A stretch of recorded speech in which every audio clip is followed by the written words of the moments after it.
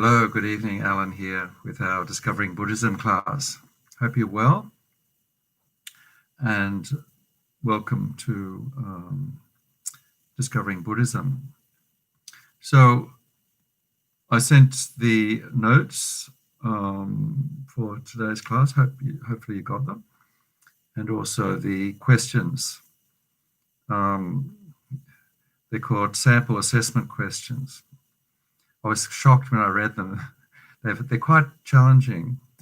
These were, I think, set by Nick Rebus, whose teachings are transcribed as part of this module, and which you've got the electronic copy. So don't take them too seriously. He's asking you to memorize a lot of things, which definitely I haven't done. But they're interesting questions. They're not the normal run-of-the-mill ones. And so just have a look at them, do your best. And next week, we'll have a look at the answers. He's provided some very extensive answers, which I'll send you before the class next week. So don't panic if you don't know the answers. All will be revealed. But good to, as he says, see if you can answer some. And if you can't, see if you can find the answers in the materials. And some of them, you may not even be able to find the answers in the materials. They're quite challenging questions. So let's, before we start, do our 5 minutes just to calm the mind, doing our breath meditation, mindfulness meditation. So get comfortable and we'll just chill and relax for 5 minutes. Find a comfortable spot on the floor, the cushion, the chair.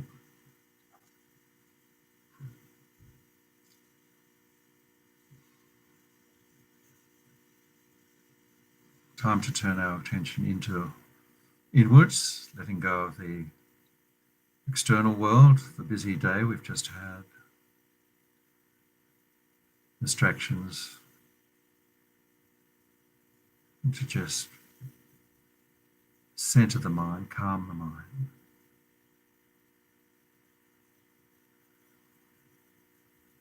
Take care of the mind.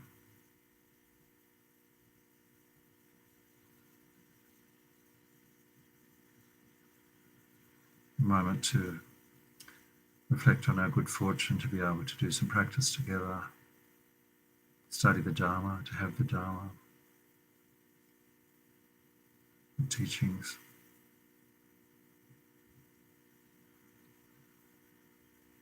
Motivation is the Mahayana motivation to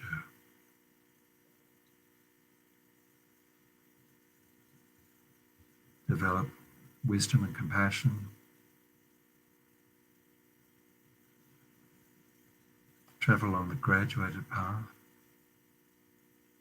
to liberation and enlightenment for the benefit of all other beings.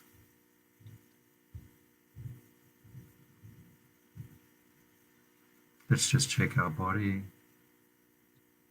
relax each part of the body, the upper body, the shoulders, the neck, the head.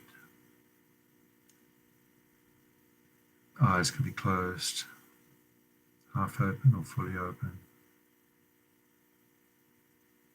We're evenly balanced on the chair or the floor.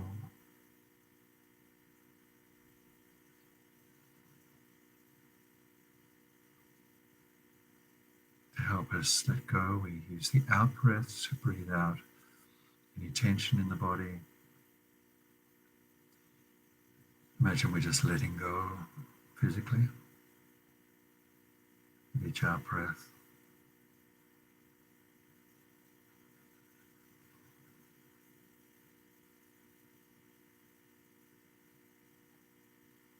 Breathing out the distracted mind, the busy mind, the worrying mind, discursive mind.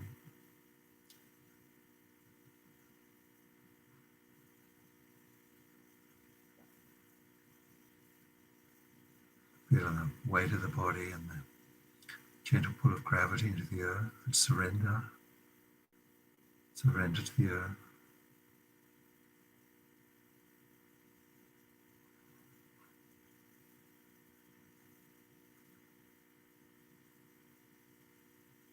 And then just resting our mind, our concentration on the breath, the physical movement of the body with the breath. So simple. It's always there. And now we're noticing it.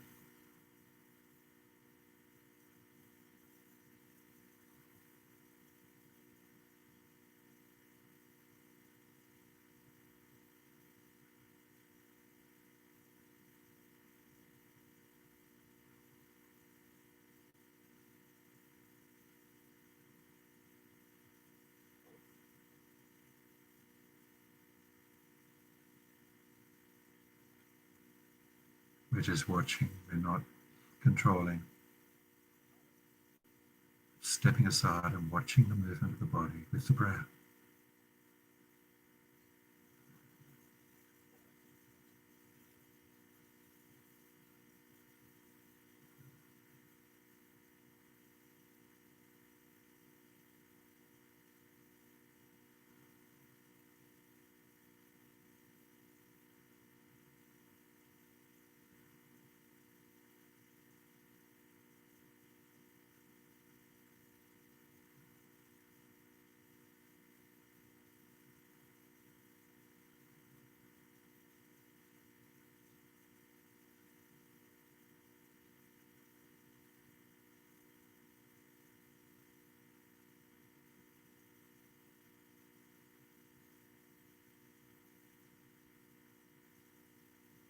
Staying with the breath, checking now and again, are we on the breath or have we wandered?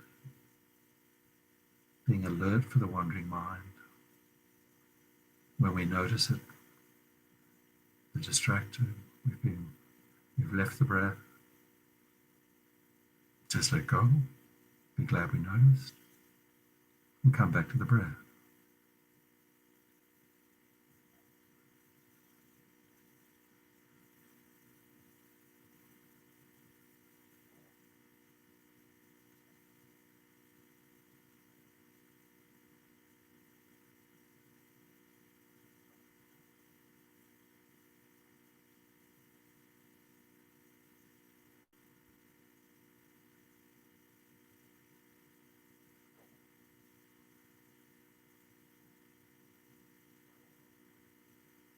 Staying with the breath, home to the breath.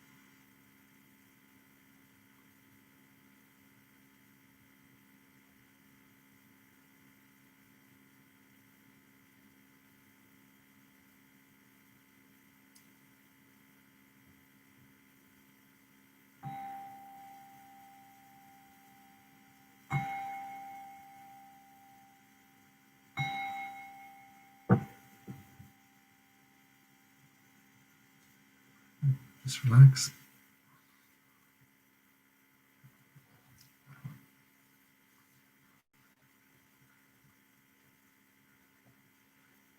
So hopefully we'll stay online and not have any NBN problems, traffic problems.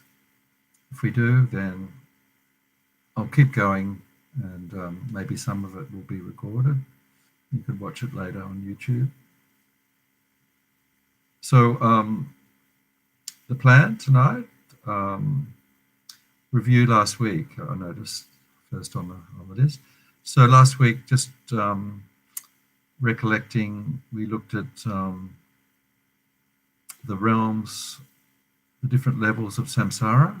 So this is part of the meditation on death and rebirth, is being aware of what the possibilities are after death, the different realms. So we didn't go into great detail, but tonight I've actually attached at the back of the notes a good table that was in the notes that Choki had, called Realms and Planes of Rebirth, which you'll notice at the back there. So that actually probably relates a bit more to last week's class than this week. Basically the Buddhist teachings, there are three realms of samsara. The formless realm, the form realm, and desire realm. These are all states of varying degrees of pleasure or suffering. None of them are enlightened beings. So if we're in samsara, we're in one of these realms. And the upper realms are the realms where there's comparatively little suffering, either no suffering in the formless realms. It's all pleasure, but it comes to an end when the karma to be in that realm ends. The form realm, similarly, very pleasurable. There's a lot of jealousy and fighting going on.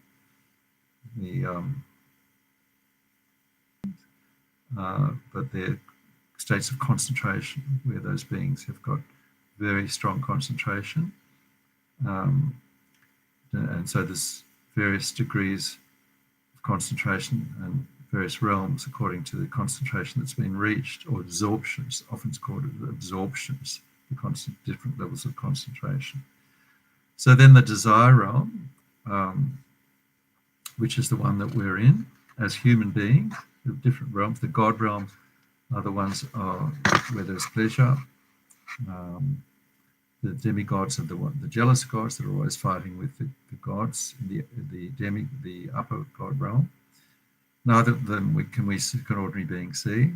Human beings, that's us, and animals, we can see that. So from animals downwards is from animals downwards are the lower realms. Human beings upwards, the upper realms, samsara, 3 upper realms, 3 lower realms. Animals, hungry ghosts, and hell realms. Those are the lower realms, ones that we prefer not to be in. If we had a choice, of course we don't have a choice. If we're thrown there by our karmic disposition. Human realm is the one where we can make progress because we've got a human body, human brain, and if we have a perfect human rebirth, we can meet the teachings, meet a perfect teacher, and make progress and practice in the graduated path to becoming a fully enlightened being. So those teachings, I think there's other modules where we come back to those realms, but the idea with death and rebirth is to avoid the lower realms, keeping in mind the lower realms, even the upper realms, because we can't do any practice in the upper realms, the upper samsaric realm. So, so that was what we touched on in the first thing last week, the advantages and disadvantages of thinking about death. Sorry, the advantages of thinking about it and the disadvantages of not thinking about it. So without going into all the details, it's basically by thinking of the advantages are that gives a sense of urgency to our practice. Basically, by thinking of the advantages are that gives a sense of urgency to our practice, and gives a sense of that gives a sense of urgency to our practice, and gives a sense of energy. We should realise that there's uncertainty of the time of death. It could happen any time, and the only thing that can help at the time of death is our state of mind. So this is so that's basically, in a nutshell, advantages of thinking about death. It improves our practice. The death process. So we looked at that, the actual stages of death, the different visions as the body gradually deteriorates, and we lose our elements: the water element, fire element, earth element, air element, and so on. The different effects that has on the mind, and then the coarse elements of mind, the different visions, the white vision, red vision, and so on. So we will do, if we're still on the air, we'll do meditation on the death process at the end of this class. I hope to leave some time for that. It is that meditation is in Nicholas Rebauche's transcript, and we'll basically use his quite simplified version, and there's also some input from Lama Yeshe that I found. So we'll do that as a practice at the end of the class. So basically, this class we're looking at how to help ourselves at the time of death and help others. So it's a mixture of what we can do if we're also ourselves going through the death process, or it's also preparation for what will be the death process when it finally comes to it, and also what we can do to help others if they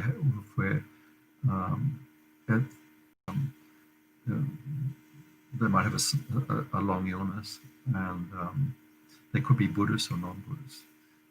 I think most of the teachings from His Holiness are directed for people who may not have much Buddhist connection. If they want some help, he's giving some suggestions. So let's have a look at that. So the source for the first page or so of the notes are basically from the great book Foundation of Buddhist Practice by His Holiness the Dalai Lama and Tongan Meditation. So accepting that illness and age and death will happen. So the acceptance. So this is for us and other, for all humans. This idea of acceptance is why it's important to think about death and dying. If you're lucky enough to watch Rabina's teachings at the weekend, which I did, she was talking about the innocent victims who, something terrible. It could be that they have some life-threatening disease, or they come across it could be sexual abuse, something that they don't want happening, some unwanted experience, and being outraged that why does this happen to me? What have I done to deserve this, and so on. So by accepting impermanence, by having done some study, contemplation, meditation on impermanence, including impermanence of the body, impermanence of everything being nice all the time, as Rabina describes, not possible. When things do change, then we're not going to have this shock, this outrage. How dare? What have I done? Why not somebody else? Why me? So this acceptance that it will happen is basically wisdom of impermanence, and also the knowing that the body we're going to leave the body at some stage, and then the third point of that, our mental state of mind. So the calmer, the more easygoing, the more compassion we have, the less clinging or grasping to this life, holding on, wanting, not wanting to let go. Then the more we can let go and have a peaceful state of mind, the easier the process will be. So, as His Holiness says, preparing it as part of our everyday meditation practice, as Lama Zopa says in his teachings, in the readings, from the moment we wake up, rejoicing that I haven't died overnight, I'm still alive. I've actually woken up, and remembering impermanence, the beginning of the day, middle of the day, and the end of the day. So, the beginning of the day, by remembering we're going to be mindful of our actions of body, speech, and mind as much as possible. Create positive actions, as much as possible. Avoid negative actions of anger, attachment, and so on. And so that start to the day is the time to develop that mindfulness. To have some confidence. His Holiness has said that in teachings very confidently. You can see prepares for death, I think 2 or 3 times a day. Beth goes through the death process, I assume. So, of great practitioner. So the next point there, develop the habits. So at the moment of death, it's too late to develop new habits. His Holiness is saying, if we're not in the habit of acting kindly and having compassion during our life, then it's unlikely we'll be able to have a positive state of mind at the time of death. So these, the habit of compassion, the habit of positive states of mind is what we need to develop while we have this life. And then that habit will hold us in good stead during the death process. In fact, he says, Fonsa says, that of all the practices that he's read about, during the death process, he says the one of compassion is the one he finds the easiest, and the one that he'll probably be fine, the one he'll be doing at the time of his passing. It's a great lesson for us. Forgiveness, in a nutshell.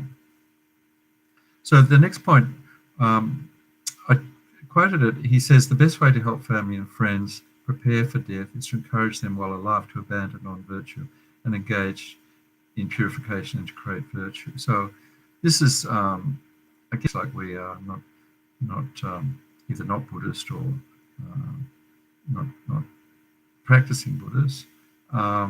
So again, we wouldn't be doing this as a way of preaching or correcting our friends and relatives as we see them make mistakes.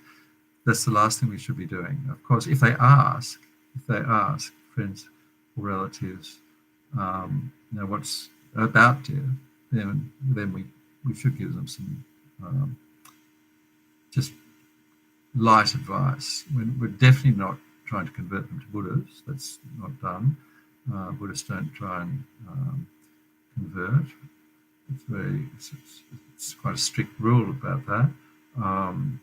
But if they ask for advice, then we can just live a good life as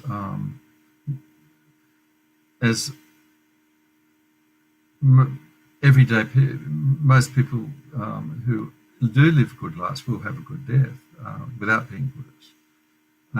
So basically, I think His Holiness is saying that just give the. So she's interested in meditation. I taught her. We did a few sessions of breathing meditation together. She and I. So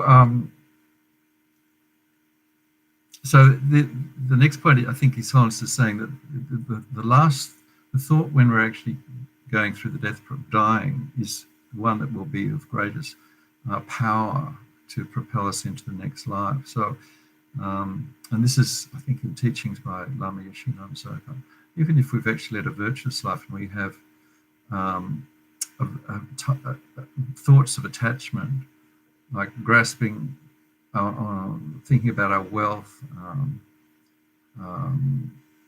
not wanting to leave friends, relatives, having an attachment at the time of death, we could have an inauspicious rebirth, the time of life, and then has a great feeling of compassion. And the time of death could have a virtuous rebirth.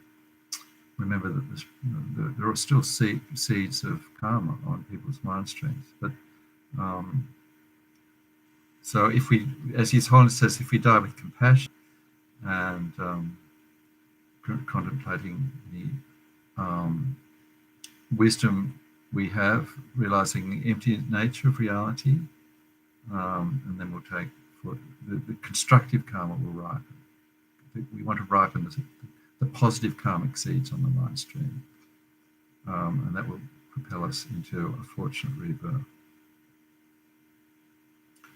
So that's why the environment, the people, if we actually have some control of the environment of our loved ones when they pass, friends, the quieter we can make the room, the less the dying person will hear. So as much as possible quiet, make the room very peaceful. And if the person is a Buddhist, we can put a stupa. If the person's not religious, quiet. So conversations between the friends and relatives should be outside. That's really said to be very important, because the person's hearing, even if they're unconscious, they can still hear. That the hearing is the last of the senses to dissolve. Remember, Robina said, interestingly, when she visited a friend later, that she can't remember anything that happened except she could have a vision. I think she said of prayers and mantras into her ear. So it can be very helpful to say prayers. Doesn't want to hear there's some mantras that no matter what the person's religion or state of mind, they'll always be beneficial. The person can hear them, they'll always be beneficial, whether the person wants to hear them or not. So those mantras are all in the so no converting, no trying to give sort of philosophical teachings. If the person has their own religious beliefs, Christian, whatever's appropriate there across, and so it's respect the beliefs of the person if they have them.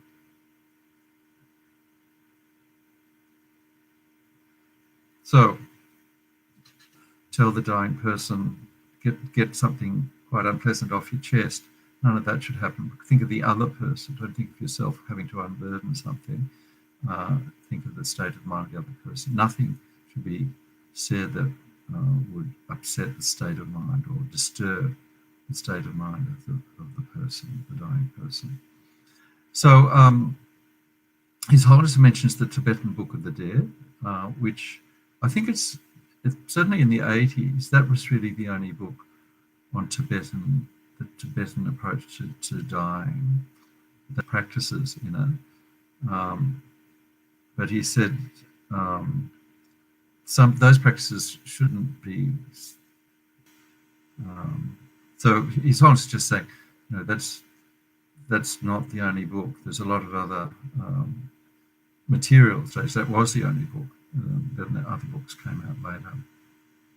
So for Buddhists, he says you do the practice that's appropriate to your level of practice.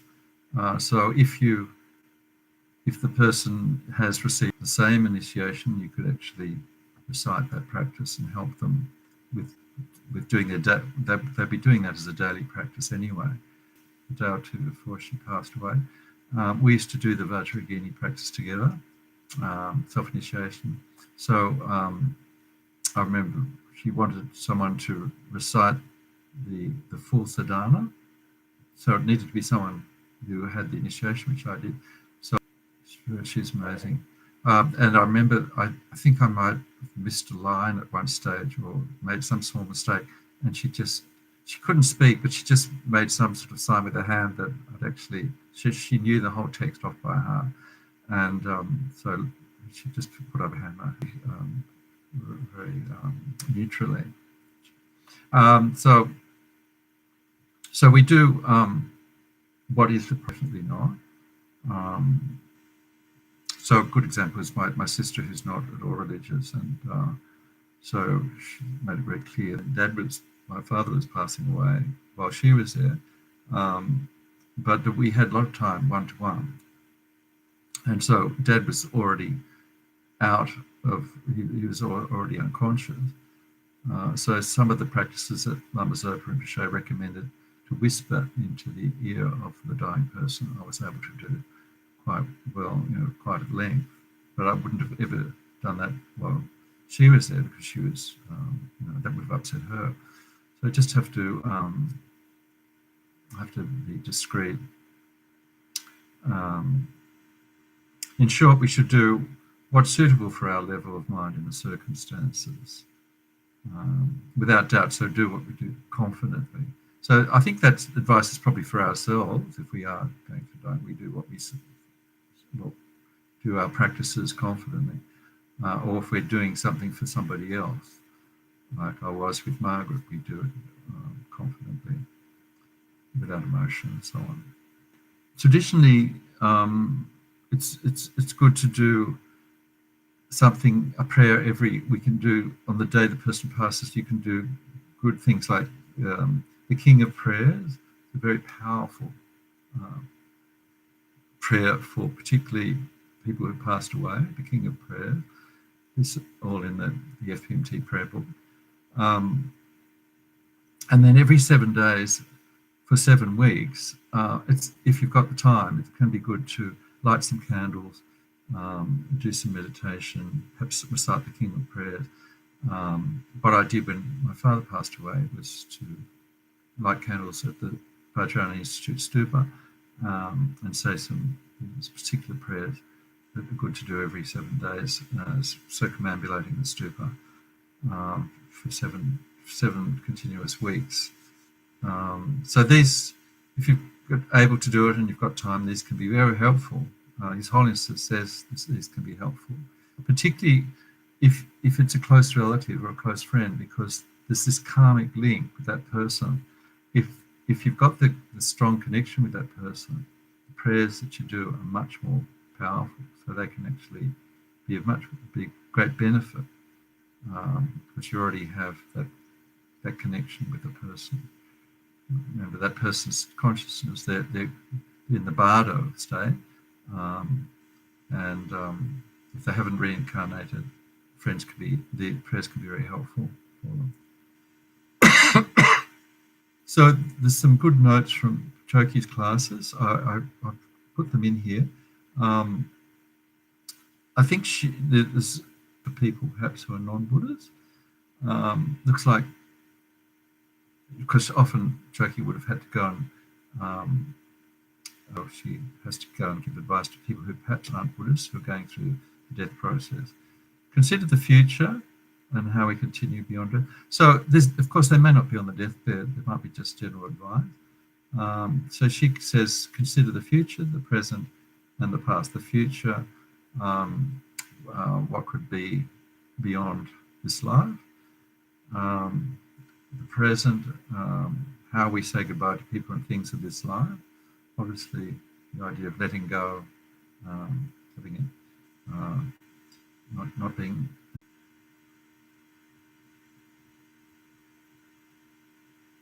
And she mentions a few practices there. The King of Prayers, medicine Buddha practice is very, very powerful as well, and auspicious mantras. So all those. details of all those practices are in the publications that are in the reading list. If you've sometimes a friend of the centre and so on.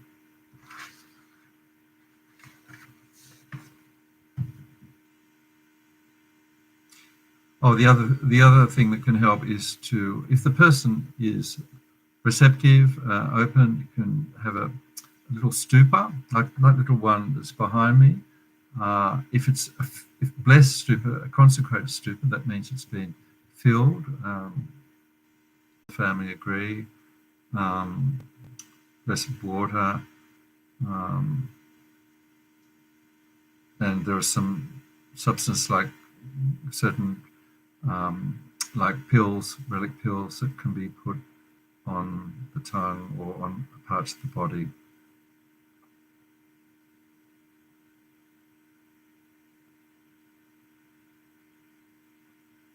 Okay, so basically she's a lot of those points about the 7 days and doing light offerings and so on are just being repeated there. So a few points she has there on, if we're experiencing loss, we're losing a loved one, a relative or close friend, thinking of the certainty of death, universality, which of course is part of that practice, and have a feeling that we did what we can. We're not Buddhas. We just do what we can to help the person. And this good enough attitude that I've done my best, and then being content with what we do, what we're able to do. So moving forward. Okay, and doing so. I think that last point, sustain a connection through life and death, taking a Tongan meditation. So that's doing some prayers for the deceased person. And Tongan is a very powerful practice of giving intention, compassion meditation. Collins has said quite dramatically that it's like death can be like changing clothes. You just, get an old body, get rid of the old body and get a new body. And of course, for His Holiness, highly realized beings, it's true, that would be very easy. But for ordinary beings, it may not be quite as easy as just changing the clothes. So it's good to hear those words, that if we obtain if we practice well, it could be that easy. Lama Yeshe says in some teachings I just read in his Big Love book, his biography, that death can be blissful experience, and that's what we want, a blissful experience from changing clothes and having a blissful experience as well. It's the opportunity to use the subtle mind.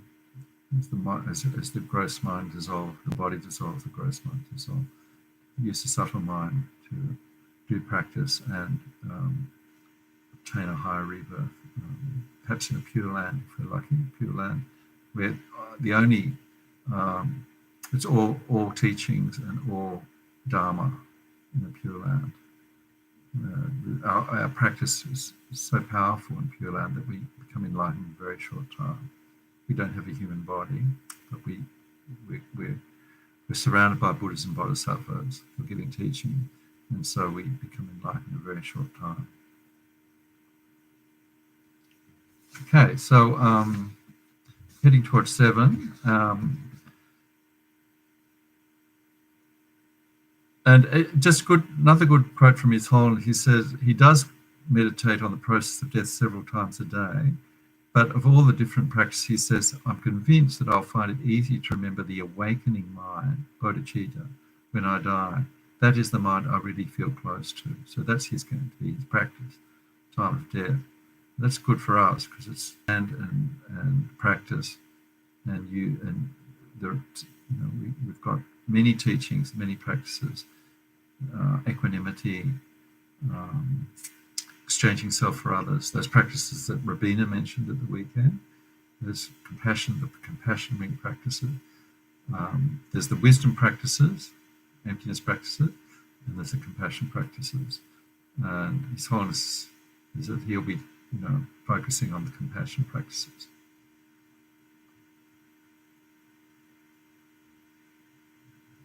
Okay, so I think I've said what I want to on those points, and so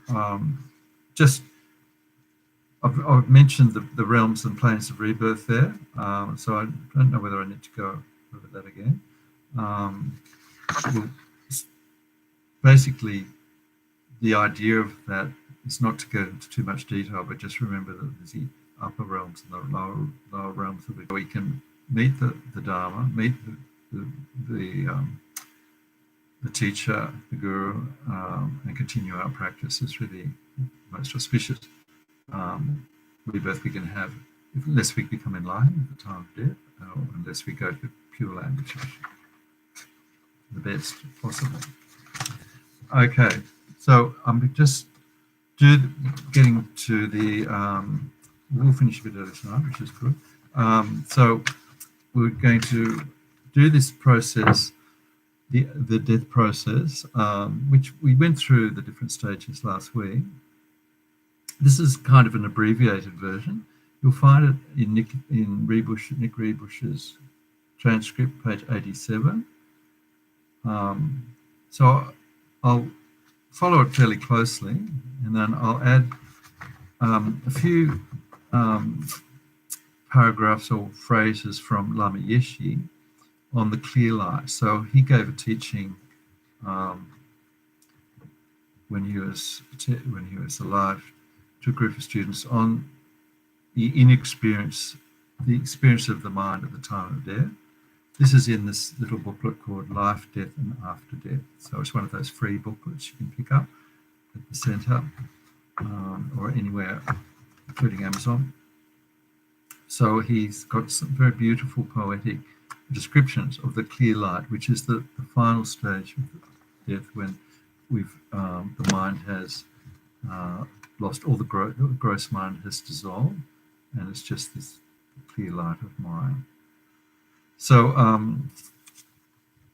I will also just give a little bit of a story to make the meditation a little bit more convincing. I remember when we did this meditation on the dying process at Tushita in the early 80s when I was doing Vajrasattva retreat there, and the leader was very good leader. She gave this setting of going for a walk on the mountain, a bushwalk or a walk through the mountain, and then having an unexpected fall. We're on our own, remote area, no one to help, and then we find ourselves going through the dying process. And so this is just giving a bit of context to the actual process.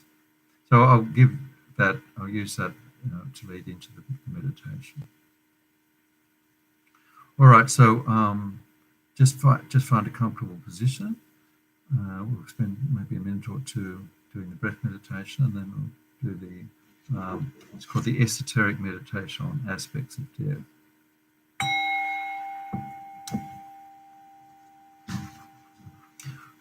Okay, just coming into the mind, making into the mind and body, getting comfortable in the chair or the floor. A few moments just on the breath.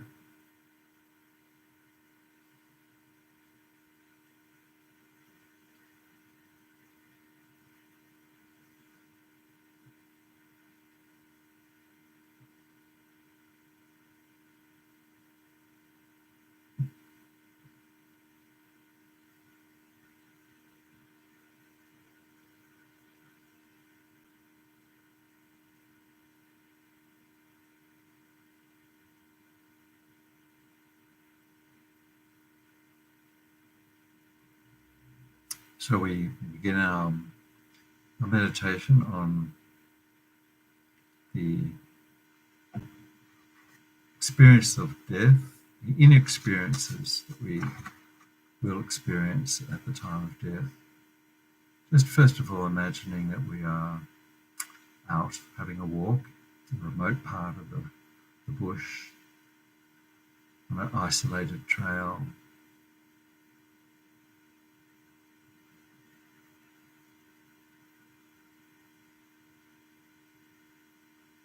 Enjoying the weather, perfect conditions, maybe up in the mountains. The trail is winding around the side of the cliff.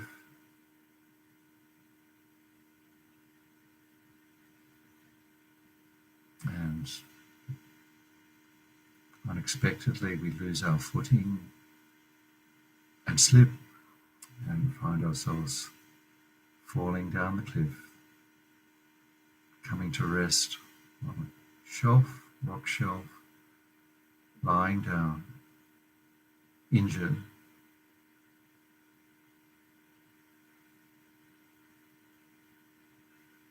And then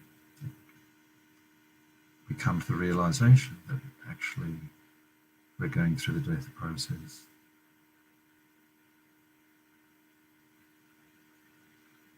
The time of death has arrived, time to leave the body.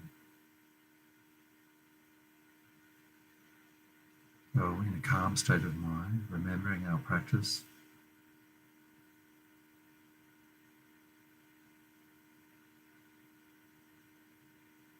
we become fully aware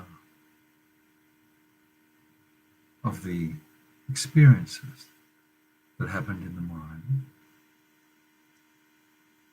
First of all, the earth element dissolved.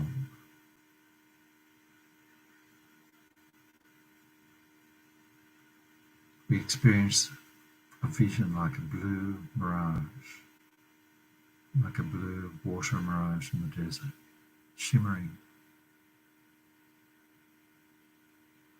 And this is the earth element dissolving. The body is feeling like it's sinking into the earth, almost like a weight on top of the body as it sinks into the earth. This process, this is just a vision or the experience of purely empty of true existence. We have a feeling of body becoming weak,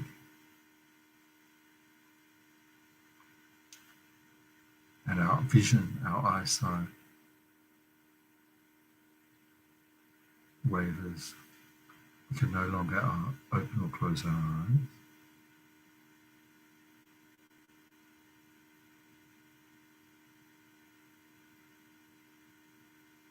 Now I can't move my limbs. The body won't move.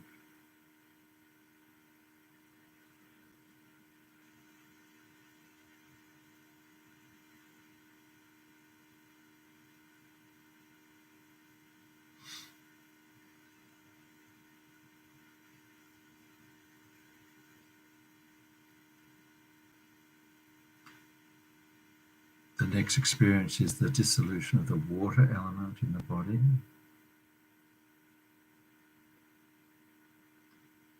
We feel the mouth dry, the fluids in the body dry up.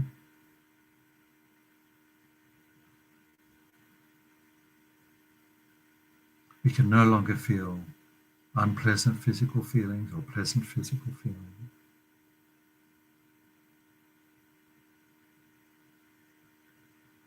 We can no longer hear sounds. Even the internal ringing in the ears disappears, and there's a vision of smoke.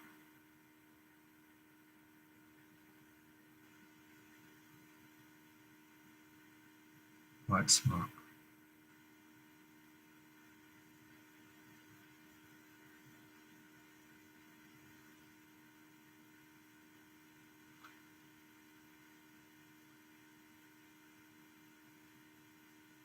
The next element to dissolve is the fire element, the heat of the body. Body can no longer digest food. It can no longer think of the affairs of this world. It can no longer think of the names of loved ones.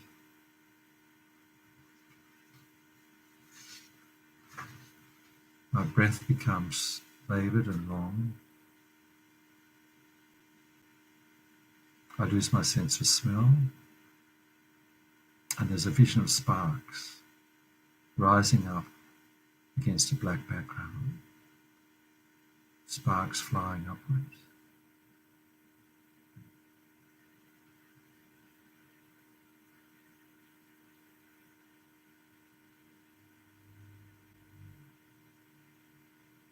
Remembering this is purely empty of inherent existence. These are just visions.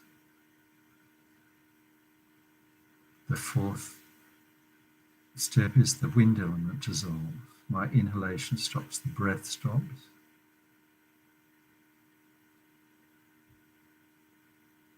The breath stops, the body can no longer move.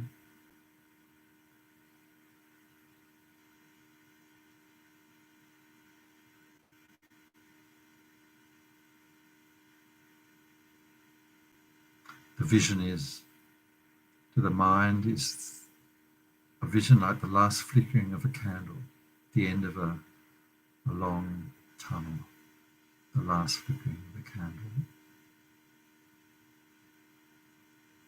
At this point,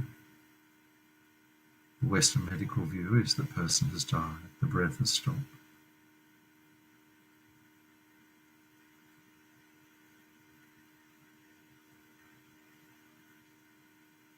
The next step is the gross mind dissolving. The different conceptions of the gross mind dissolve.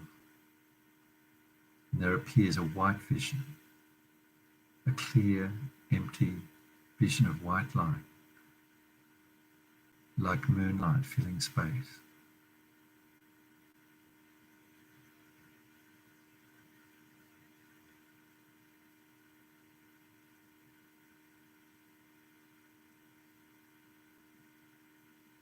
As more parts of the coarse mind dissolve, the next vision is a vision of red light, like sunset, filling the whole of space with red light, clear emptiness filled with red light.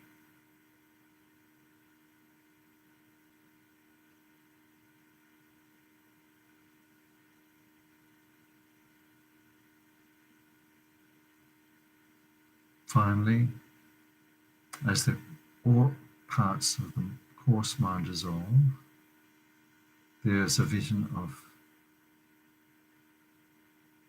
blackness, and we go into unconsciousness.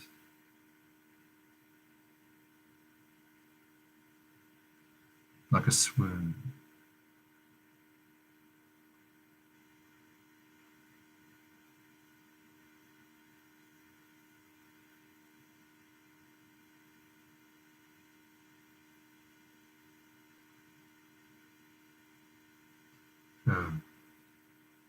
The next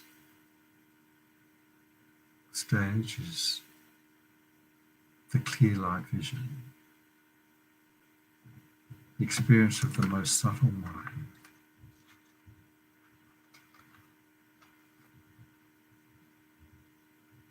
This is only an experience.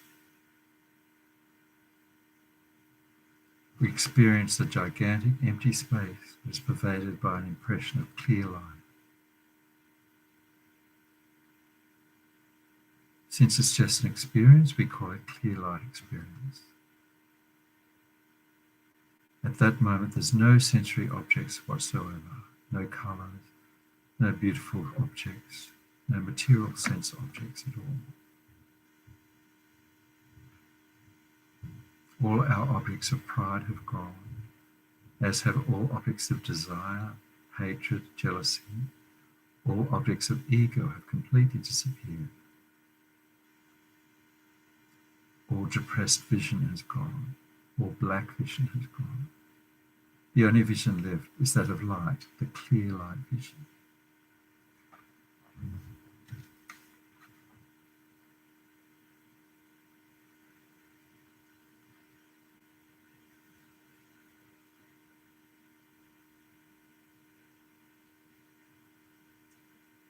So staying with that appearance of clear light mind,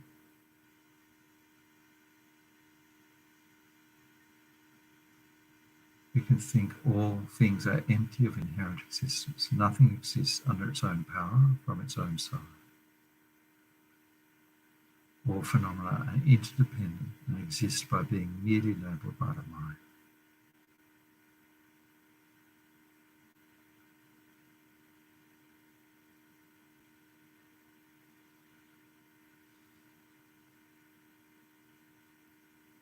Playing with that.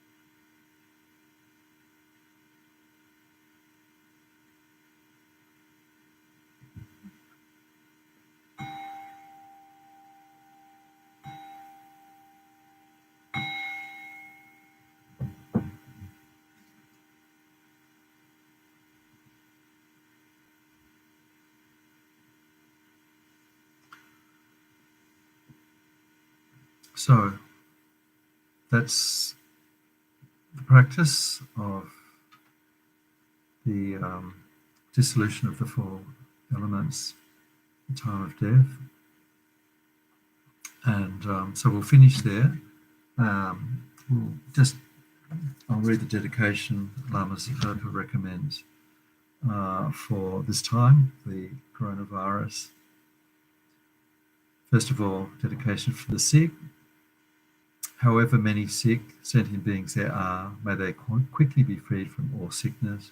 May all sickness without exception of transmigrating beings never occur again.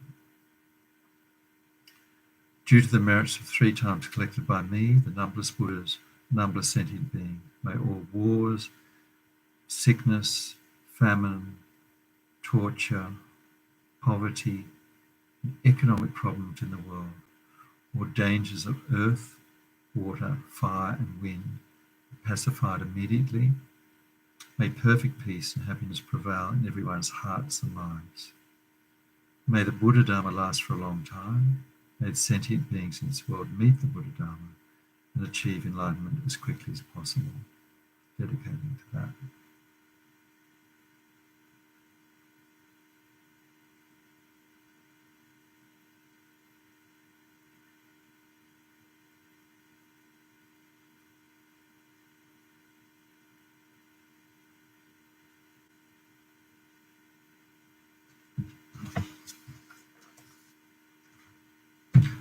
All right, so we finished.